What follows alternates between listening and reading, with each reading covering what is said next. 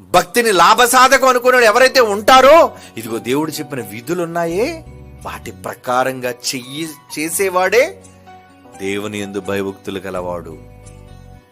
మరి రాయబడిన మాటల ప్రకారంగా ఎంతమంది మీలో చేస్తున్నారు? చేసేవాడే భక్తుడు. మాట్లాడేవాడు, మోకరించేవాడు, కన్నీటి ప్రార్థన చేసేవాడు కారు భక్తులు దేవుని దృష్టికి. యథార్థవర్తనుడై ఉండి తన నోటికి కళ్ళెం పెట్టుకుని